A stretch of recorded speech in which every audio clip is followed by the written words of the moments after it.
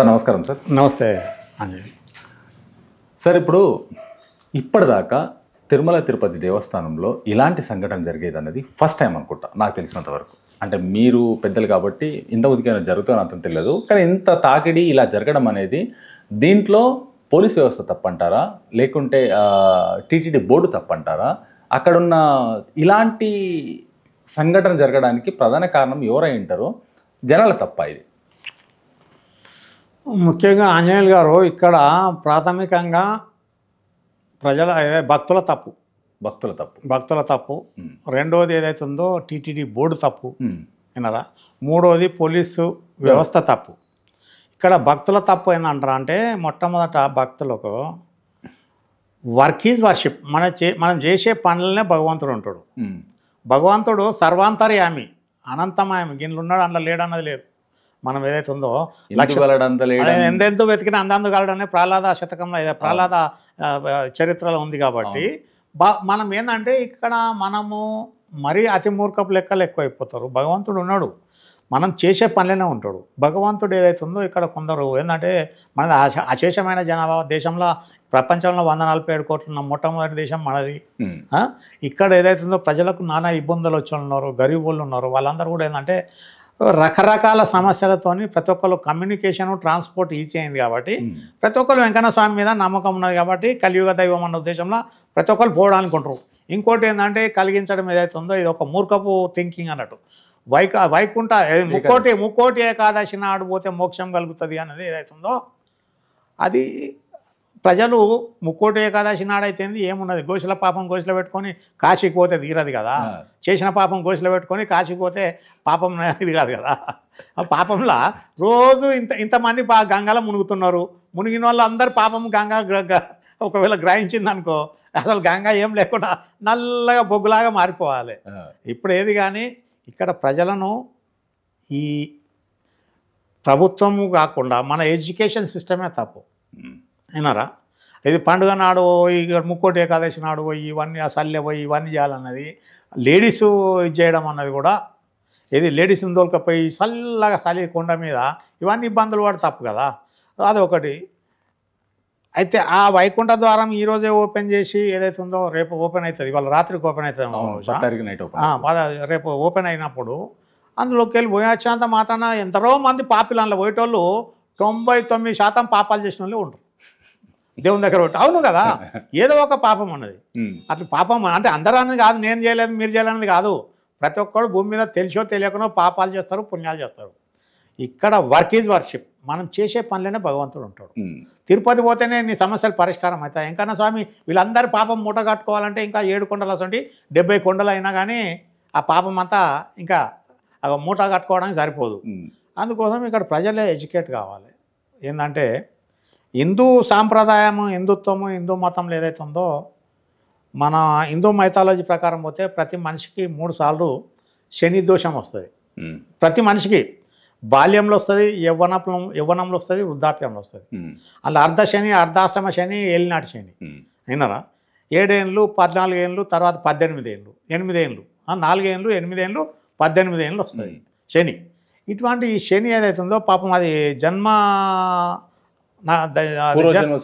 పూర్వజన్మ కాకు, పుట్టిన జన్మ ఆధారంగా జన్మ నక్షత్రము రాశి పరంగా ఏదైతే ఉందో ఇవి రావడానికి ఉన్నది. ఇది చేసినంత మాత్రాన కాదు, ఇంట్లో కొని చేసుకున్నా దానికి పరిహారం ఉంటుంది. పొద్దున శని దేవుణ్ణి స్మరించుకున్నా తగ్గుతుంది. అంతేగాని వెంకన్న దగ్గరికి పోతే వెంకన్న స్వామి ఏమైనా చేస్తాడు అన్నది కాదు కదా. ఇప్పుడు ఎప్పుడే కానీ శని ఒకరి నెత్తి మీద ఉన్నప్పుడు అది ఇంకొకరికి వర్తిస్తుంది. ఇప్పుడు ఎట్లుంటుందంటే మనకు మన మైథాలజికల్గా పోతేనే, మన ఆధ్యాత్మికంగా పోతే సత్యహరిశ్చంద్రుని మీద శని మహారాజ్ ఎందుకు కూర్చున్నాడు? సత్యహరిశ్చంద్రుడిగా మరి సత్యహరిశ్చంద్రుడి మీద సత్యహరిశ్చంద్రుడు దాంతోనే హరిశ్చంద్రుడు సత్యహరిశ్చంద్రుడు ఎప్పుడంటే శని నెత్తి మీద కూకున్న 14 ఏళ్ళకి ఎందుకు కూర్చున్నాడు అంటే విశ్వామిత్రుని గర్వభంగం చేయడానికి సత్యహరిశ్చంద్రుని నెత్తి మీద శని కూర్చున్నాడు. ఈయన అసత్యం చేపిస్తా అని విశ్వామిత్రుడు ఏదైతే ఉందో శపథం మూనిండు, హరిశ్చంద్రుడు అబద్ధం ఆడిస్తా అని. ఆయన భార్య పోయినా కొడుకు పోయినా ఎవరు ఆఖరి శ్మశానంలో శవాలు తగలబెట్టుకుంటూ కూడా ఆయనే సత్యాన్ని తప్పలేదు. అప్పుడు హరిశ్చంద్రునికి అది మన విశ్వామిత్రుని గర్భభంగమైంది. విశ్వామిత్రుని కోసము హరిశ్చంద్రుని నెత్తి మీద శని మహారాజు కూర్చున్నాడు. విన్నారా? అదే శ్రీరామచంద్రుని మీద ఎందుకు కూర్చున్నాడు? ఆయనకు కూడా రావణుని సంహారం కోసం శ్రీరామచంద్రుని నెత్తి మీద కూర్చున్నాడు. 14 ఏళ్ళు వనవాసం ఎందుకు? రామ సంహారం కోసమే శని శ్రీరాముని మీద నెత్తి మీద కూర్చున్నాడు. విన్నారా? అదే పాండవుల మీద కూడా శని ఎందుకు కూర్చున్నాడు? 18 ఏళ్ళ శని కౌరవుల నాశనానికే కూర్చున్నాడు కదా. అట్లా అంతేగాని శని మన మీద వచ్చిండు అన్నది కాదు. శనేశ్వరుడు చాలా గొప్ప వ్యక్తి. శని భగవాన్ ఎవరైతే ఉన్నాడో శనేశ్వరుడు సూర్యపుత్రులలో ఎవడు యములో ఒక పుత్రుడు, శనేశ్వరుడు ఒక పుత్రుడు. శని ఈశ్వరుడు ఎప్పుడైండు? ఈవెన్ శివుణ్ణి కూడా శనేశ్వరుడు వదలలే. ఏదంటే శని భగవాన్ ఏం చెప్పినంటే ఈశ్వరుని మన పరమేశ్వరుని కూడా చెప్పిండు, నీ వంతు వచ్చింది నేను పట్టాలి అది అంటే నన్ను ఏం చేస్తావు అది అని అన్నాడంట. అంటే ఏం చేసిండు ఆయనే ఆఖరికి పోయి చింత తొర్రలో జాగున్నాడు పరమేశ్వరుడు. చింత తొర్రలో జాగుండే వరకు ఆయనకు అది అయినాక కొద్ది రోజులు అయిపోయినాక ఇక ఆయన టైం అయిపోయిందనుకో బయటకు వచ్చినాక శనిని అడిగిండట, ఏమ్మా నువ్వేం చేయాలి అంటే, పరమేశ్వర ఒక చింత తొర్రలా నువ్వు అఖండ సృష్టికి మూల పురుషుడు అయ్యండి, చింత తొర్రలా గిన్ని రోజులు ఉన్నావంటే ఇది అన్ని అండలే కదా, అంతకంటే ఇంకెక్కువ కావాలి మీకు ఏమి ఇబ్బంది? అదే మీకు ఏదంది కదా. అబ్బా నేనే ఈశ్వరుడు అంటే నువ్వు శనేశ్వరుని అని చెప్పి వినరా ఆయనకు ఇవ్వడం జరిగింది బిరుదు. శని ఈశ్వరుడు అప్పుడు అయింది ఆయనే. అట్లా శనేశ్వరుడు ప్రతి ఒక్కరికి వస్తుంది. శని దోషం అన్నది ప్రతి ఒక్కరు అనుభవించాల్సింది 3 సార్లు వస్తుంది మనిషికి. అంతేగాని దానికి ఇక్కడ నేను గుడి పోతుందో గోపురం పోతుందో అన్నది అదొకటి. ఇంకొకటి ఏంటంటే విఐపి కల్చర్ తీసేయాలి. మొట్టమొదట మామూలు ప్రజానికానికి విఐపి కల్చర్ తీసేస్తే కానీ ఈజీ అవుతుంది. ఎందుకంటే మళ్ళీ విఐపి కల్చర్ ఎక్కడుంది? కేవలం హిందూ దేవాలయాలనే పెట్టారు. అవును సార్. అది మళ్ళా పూజారులు కూడా ఎట్లా అంటే పీటలు చూసి పిర్రలు చూసి పీటలు వేస్తారు. అయినా పిర్రలు చూసి పీటలు వేస్తారు. విఐపీలు ఎందుకు? అరే ముఖ్యమంత్రికి నీకేం శని నెత్తి మీద లేదు, నువ్వు పరిపాలన చేయకుండా గుళ్ళు గోపురాలు తిరగాలనా? అవసరం లేదు. ఒక రిటైర్డు మహాశయులు 3 నెలలకోసారి 6 నెలలకోసారి వెంకన్న స్వామి దగ్గరికి పోతా ఉన్నారు. వాళ్ళతో ఎంత ఇబ్బంది ఉంటుంది? నేనేమంటున్నా, ఒక మస్జిద్ ఏం మస్జిద్ పోయినా సరే నీకు విఐపీ ట్రీట్మెంట్ లేదు. ఎవరు ఐఏఎస్ కానీ అపర ముఖ్యమంత్రి కానీ మస్జిద్లోకి పోతే నమాజ్కి పోతే లైన్ పట్టి కూర్చోవాలి, అంతే. ఆయనకు స్పెషల్ ట్రీట్మెంట్ లేదు కదా. అదే చర్చిలకు పోయినామనుకోండి, చర్చిలో విఐపీ ట్రీట్మెంట్ లేదు కదా, అందరు సమానమే కదా. ఇక్కడ దేవుని ముందట కూడా అందరు సమానమే కదా. ఎందుకు మళ్ళీ విఐపి కల్చర్ వెంకన్న స్వామి దగ్గర? అరే వెంకన్న స్వామి ఏదైతే ఉందో చాలామందికి తెలియదు. వెంకన్న స్వామి అపర కుబేరుడు, అది కుబేరుని దగ్గర అప్పు తీసుకొని పెళ్లి చేసుకున్నాడు, ఆకాశం పందిరేసాడు. అవన్నీ అయినాక కూడా వెంకన్న స్వామికి శ్రీకృష్ణదేవరాయలు 7 సార్లు పోయాడు తిరుమల కొండకు విజయనగరంకి వెళ్ళి, హంపి విజయనగరంకి వెళ్ళి 7 సార్లు పోయినప్పుడల్లా ఏదైతే వజ్ర వైడూర్యాలు, కిరీట మాణిక్యాలు, బంగారము, ఇవన్నీ విలువైన రత్నాలన్నీ తీసుకొని 7 సార్లు పోయిండు ఆయన తిరుమల. ఆయన ప్రాకారం కట్టించింది ఆయన్నే.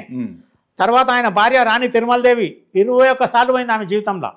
ఇవన్నీ మొత్తం మంది బార్వాలను తీసుకొని అంత ధనాన్ని అక్కడ జమ చేసిర్రు.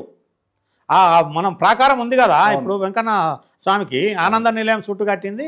ఆడ పక్కపంటే రాణి తిరుమలదేవి, రాణి చిన్నమ్మదేవి, శ్రీకృష్ణదేవరాయలు ఉంటారు కదా, వాళ్ళు చేసిన సేవకే అవన్నీ దానికి కట్టేసారు. వాళ్ళు నిస్వార్థంగా చేసారు వాళ్ళు ఏదైతే ఉన్నారు. అదే ఇప్పుడు భక్తి అంటే ఇవాళకి కూడా అనంత పద్మనాభ స్వామి టెంపుల్ ఉంది కదా, ట్రావెంకూర్ సంస్థానం, ట్రావెంకూర్ రాజులు వాళ్ళు ఏమి చేసినా దందా ఏదైతే ఉందో ప్రజలను దోసుకొని పెట్టిన డబ్బు కాదు, నీలమాలిగలలో పెట్టిన బంగారం అంతా వాళ్ళు సుగంధ ద్రవ్యాలు పాశ్చాత్యం వెస్ట్రన్ కంట్రీస్కి అమ్ముకుంటే వాళ్ళు ఆ కాలంలో ఈ కరెన్సీ డాలర్ ఎక్స్చేంజ్ లేదు, కేవలం బంగారమే ఎక్స్చేంజ్ అన్నట్టు. అటువంటి బంగారాన్ని అక్కడ అందులో దాచిరు వాళ్ళు. ఈ రోజు వరకు కూడా ప్రతిరోజు ట్రావెంకూర్ దేవస్థ ఏదైతే ఉందో వాళ్ళ వంశస్థలాలకి వెళ్ళి ట్రావెంకూర్ రాజులకి వెళ్ళి రోజు ఒక మనిషి ఖచ్చితంగా ఒక రాజు పోయి ప్రొద్దున పల్లకి సేవకులు పాల్గొంటాడు. చాలామంది తెలియదు. పాల్గొని ఇంటికి వచ్చేటప్పుడు చుట్టూ ఇసుక ఉంటుంది ఆడ, ఆఖరికి వస్తే ఇసుక రేణువులు కూడా దులిపేసి వస్తారు వాళ్ళు. ఒకవేళ ఒకరోజు ఆబ్సెంట్ అయితే 150 రూపాయలు దేవునికి పెనాల్టీ కట్టాలి వాళ్ళు, దేవుడికి కట్టాలి. అదే అట్లా అదే ఉన్నాగా ఇప్పుడు ఉదయపూర్ మహారాజుల కాలంలో ఉదయపూర్ ఉన్నారు కదా, ఉదయపూర్ పక్కకు ఒకటి కైలాసగిరి అని ఉంటుంది. కైలాసగిరిలో కైలాస దేవాలయం, శివుని దేవాలయం ఉంటుంది. అక్కడ కూడా ప్రైవేటు టెంపుల్, అది సర్టెన్ టైమ్స్ లిమిటేషన్ ఏదైతే ఉందో అక్కడ కూడా ఇటువంటి ఇవన్నీ ఉండి ఇష్టానుసారం అని ఉండదు. ఇక్కడ మనకు భక్తి ఎక్కువ, ప్రతి మనిషి మోసం చేసినోడల్లా దేవుని దగ్గర పాప పరిహారానికి పరిగెత్తా ఉంటారు, వినరా? అంతేగా. అందుకోసం ఇక్కడ అమాయక ప్రజలు ఏదైతే ఉందో పాపం వాళ్ళకు ఉన్న సమస్యలను ఇక్కడ వీళ్ళు సమస్యలు పరిష్కరిస్తే, ప్రభుత్వం పరిష్కరిస్తే వాళ్ళు దేవుని దగ్గరకో దర్గా దగ్గరకో లేకపోతే చర్చ్ దగ్గరకో పరిగెత్తే ఉండదు.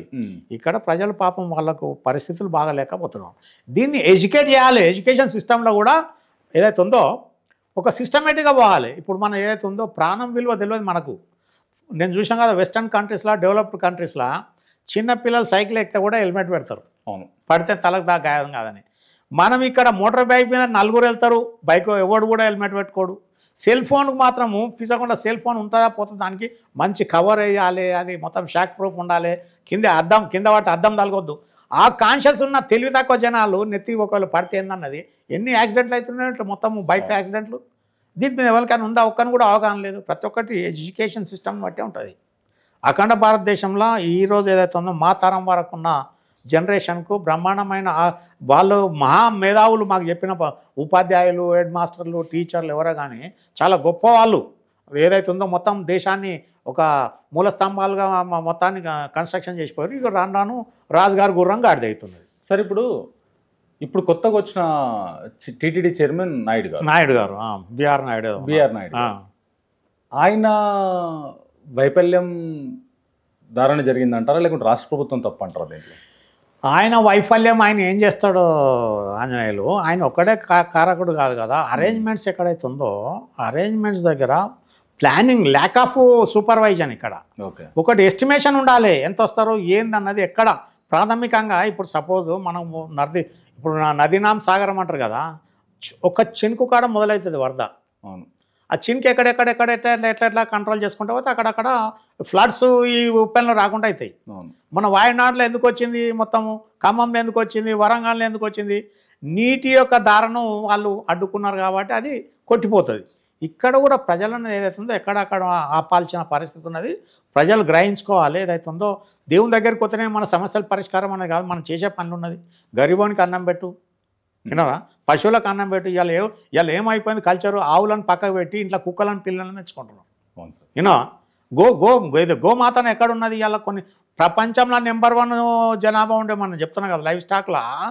గోవులు కానీ, గేదెలు కానీ, ఎడ్లు కానీ, మేకలు, గొర్రెలు కానీ విపరీతమైన పశు సంపద ఉన్న దేశం. ఇవాళ ఏదంటే మొత్తం ఒక్కొక్క ఏ ఊర్లో పోను ఒక ఆవు కనిపేది. ఏమైపోయింది? బర్రెలే పెంచుతున్నారు. గోమూత్రంతో ఎన్ని రకాల ఉంటుంది. ఇంటి ముందర పెండతో ఇళ్ళకేది, గొబ్బిళ్ళు పెట్టేది. ఇవన్నీ ఎందుకు? గోమూత్రంలో ఎంత పవర్ ఉన్నది. అది ఏదైనా ఎడ్యుకేట్ లేదు, ఎందుకని అనుకుంటారు. గోవును ఇప్పుడు మనం ఏదైతే ఉందో ఆవును అలుముకుంటే మనకు ఒక విధమైన ఎనర్జీ, పాజిటివ్ ఎనర్జీ వస్తుంది. దాని దగ్గర హారా చాలా పెద్ద హారా సార్. దాని దగ్గర మనం 10 నిమిషాలు స్పెండ్ చేసాం సరే, మన హారా మన అవి కూడా చేంజ్ అవుతాయి. మన లోపల పాజిటివ్ ఎనర్జీ వచ్చేసి మన ఉన్న కష్టాలన్నీ పోయి మనం ఒక ఉల్లాసమైన లైఫ్ ఆ క్షణం నుంచి మనకు వస్తుంది. ఎవరున్నారు? ఎవ్వరు కూడా లేరు కదా దీని మీద. కాకపోతే పట్టించుకున్నది లేదు. ఇంకా మీకు తెలియదు భయంకరమైన సిచ్యువేషన్ ఏంటంటే, నేను రాజస్థాన్లో చూడుర్రి, తమిళనాడులో చూడుర్రి, మధ్యప్రదేశ్లో చూడుర్రి, మొత్తం ఆవులు ఏమైంది, వాళ్ళు వదిలిపెట్టేసారు. ప్రభుత్వమే ఇప్పుడు కేర్ టేకర్ అయిపోయింది. గోశాలలు పెడుతున్నారు, పెంచి దాన్ని గడ్డి పెట్టి తలుపు పెట్టి దాన్ని పోదన చేసిన పరిస్థితి లేకుండా పోయి. ఇప్పుడు ఎందుకంటే యాంత్రికం, మెకనైజేషన్ వచ్చింది కదా, ట్రాక్టర్లు కానీ, ఇవన్నీ థ్రెషర్స్ కానీ, హార్వెస్టర్స్ కానీ వచ్చినాయి కాబట్టి పశువుల అవసరం లేకుండా పోయింది. అవసరం ఉన్నా లేకుండా పశువులను పెంచుకోవాలి, పశు సంపద. దాన్ని విడిచిపెట్టేసి ఇక దాన్ని ఏమంతసేపు మనము తినడానికి ఏదైతే ఉందో గోవులను తినడానికి పెంచే పరిస్థితికి మనం దాపురించినాం. అందుకోసం ఇక్కడ తిరుపతిలో వాళ్ళు ఏదైతే ఉందో lack of planning, lack of supervision ఏదైతే ఉందో, ల్యాక్ ఆఫ్ కోఆర్డినేషన్ డిపార్ట్మెంట్ మధ్యన ఒకటి, ఇవన్నీ 3 విధాలు ఒక ఎత్తు అయితే ప్రజలు కూడా ఒక్కసారి ఇరుసుకపోవడం ఉండదు. ఎందుకంటే మన సంధ్య థియేటర్లు తొక్కిసలాట అయింది కదా, అదే టైప్లో వీళ్ళు ఏదైతే ఉందో ప్రతి ఒక్కరు కూడా ముక్కోటి ఏకాదశి అయితే పోయిన కల్లా మోక్షం దొరుకుతుందా? అదే గంగలో మునిగినోడల్లా పవిత్రుడవుతాడా? అది ప్రజలు గ్రహించాలి. నువ్వు తిరుపతి పోయే వాళ్ళు ఎన్ని అగాధం కాదు కదా, ఆయాసాన్ని కోర్చి ఈడికి అంత కష్టపడి అది చేసినంత మాత్రాన నీకు పరిష్కారం ఏముంటుంది? నువ్వు చేసే పనులనే ఉంటుంది. నువ్వు అంత టైం వెయిట్ చేయాల్సిందే. ప్రతి ఒక్కళ్ళు సమయానికి ఏదైతే ఉందో నీకు మంచి రోజులు వచ్చేదాకా వెయిట్ చేయాలి. అది విడిచిపెట్టి ఇంకన్నా స్వామి దగ్గరికి పోతే ఏం చేస్తాడు? వెంకన్న స్వామి దగ్గర మనం మూర్ఖపు లెక్కలతోనే ఉన్న ఫండ్స్ అన్నీ ఇప్పుడు ఏమవుతున్నది వెంకన్న దగ్గర జమ అవుతున్నది గుళ్ళల్లో. నిన్న హిందూ ధార్మిక సంబంధం పెట్టారు కదా. ఈ ప్రజల ధనం అయిన తర్వాత ప్రజాధనాన్ని ప్రజలకు వాడుతున్నారా అంటే లేదు. ఉచితాలకు పంపిణీలకు పోతున్నాయి పైసలు, గవర్నమెంట్ తీసేసుకుంటున్నది. 1935 దాకా బ్రిటిష్ వాడు దోసుకపోయాడు వెంకటేశ్వర స్వామి. అవును, ఎంత పోయింది ఏమన్నది ఎవరికి తెలియదు లెక్క. అటువంటిది మొన్న ఆయన డాలర్ శేషాద్రి చచ్చిపోయిన పాపం. ఆయన కూడా ఏంటంటే విఐపీస్ రాగానే మొత్తం ఆయన పోతుంటుండే. ఈ కల్చర్ అన్నది మనం కాపాడుకోవాలి. నువ్వు ఎక్కడున్నది నీ ఆత్మనే జీవాత్మ, పరమాత్మకి జీవాత్మకు సంబంధం ఉంటుంది. నువ్వు చేసేది అది చేసుకోకుండా ఎంతసేపు వెంకన్న స్వామి దగ్గర పోతే ఏమవుతుందా, లేకపోతే ఇంకెక్కడ ఏ గుళ్ళకి పోయినా ఏమవుతుందా అన్నది కాదు. ఏది చేసినా మనిషికి దాని పరిష్కారం కావాలంటే దానికి టైం దాకా ఉండాలి. చేసే పనిలో ఆలోచన చేయాలి. నువ్వు ఏమంటారు గోషల పాపం చేసిన పాపం గోషలో పెట్టుకొని కాశీకి పోతే నేను మోక్షం పొందుతా అంటే అది మూర్ఖపు లెక్కలు. అది ఇంకోటి కూడా ఉన్నది, సౌచువే కాకే బిల్లి హజ్కు గయని. 100 ఎలుకలు తిన్న పిల్లి పాప పరిహారానికి హజ్ యాత్రకు పోయిందట. అది అదే అవుతుందా? కాదు కదా. ఏ పాపం దానికి ఉంటుంది. కాకపోతే ఇక్కడ ఏదైతుందో అన్ని రోజు నెలకు 100 కోట్ల ఆదాయం ఉన్న వెంకన్న స్వామి దగ్గర వీళ్ళకి కరెక్ట్ ప్లాన్ ఆఫ్ యాక్షన్ లేదు, సూపర్వైజన్ లేదు. అక్కడ టిటిడి ఈఓది ఫస్ట్ తప్పు, రెండోది చీఫ్ సెక్యూరిటీ ఆఫీసరు. ముందు ఇంత జనాలు పెరుగుతున్నప్పుడు సమ్ ఇంటిమేషన్ అనేది ఇవ్వాలి. ఇంటిమేషన్ ఉండాలి. నేను ఆడ ఏదో టోకెన్లు ఆడ ఇస్తామనకుండా నువ్వు టోకెన్లది అది పబ్లిక్ ఎందుకు ఓపెన్ చేయాలి? మేము దైవ దర్శనానికి టోకెన్ ఇస్తామన్నది ఫస్ట్ కమ్ ఫస్ట్. నువ్వు ఏదైతే అల్పిరిగేట్ దగ్గర పెట్టేసి పేరుటోళ్ళు ఎక్కుతుంటారు ఉంటారు పోతారు. నేను టోకెన్లు అన్న తొక్కిసలాట ఇది కదా. అది మూర్ఖపు లెక్కలు.